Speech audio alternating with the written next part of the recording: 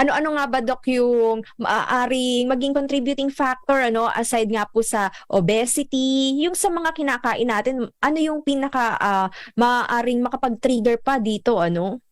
Siyempre, mahirap iwasan kumain ng mga hindi matataba, di ba?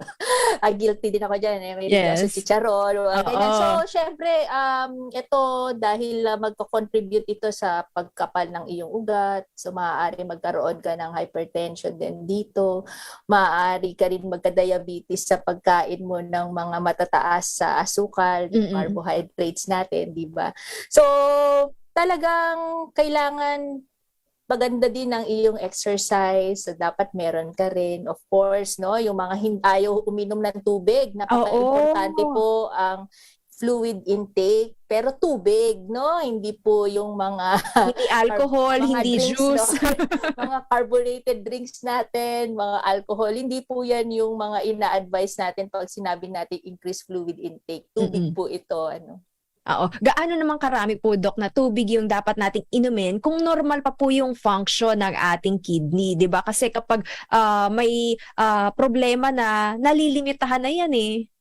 Yes, 8 glasses of water naman lagi natin sinasabi, di ba? Pero maganda kung 1 to 2 liters, lalo na depende sa activity mo. Kung ikaw ba ay very athletic, of course, you Mm. need more water, di ba? So, but at least 8 glasses of water, no? Yes. Ang Depende pag sa glass, baka naman yung glass gano'n. shot glass naman pala, Dok.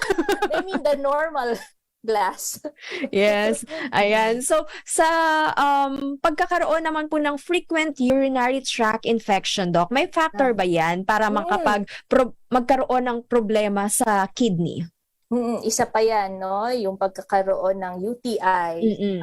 Kasi pwede kasing nag-reflux yung ihi natin. So, bumabalik din yung infection sa kidney na naaapektuhan siya na sa madaling salita.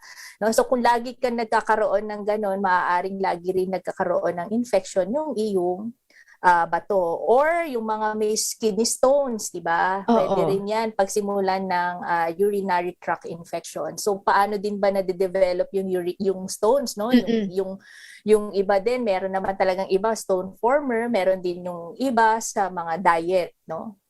Oo. Sa diet na mention niyo, Doc, ano, na kapag daw madalas na uminom ng milk or sabihin natin mga calcium supplement, maaari makapag-form ng stone or bato, Doc? Stones, Oo. yes. Oo, stones yan. Kaya importante na kung yung mga requirements ninyo, no, sa katawan, like Mm. yung mga minerals na ganyan or mga protein, yung mga iba, yung mga nagda-diet, yung mga nagpapalaki ng katawan. So, bago nyo dagdagan, sobrahan yung intake ng protina, intake Mm. ng calcium, mas maganda o maigi na talagang ikonsulta ninyo ito sa mga tamang doktora, no, na magpapayo po sa inyo kung ilan lang. Kasi hindi naman po marami yung kailangan mo, may certain amount. Minsan nga, i-advise ka na maaari mo naman makuha ang mga minerals na yan sa mga pagkain eh. Oo. Sa tamang pagkain, no? Minsan hindi naman kailangan talaga na ikaw ay iinom pa ng marami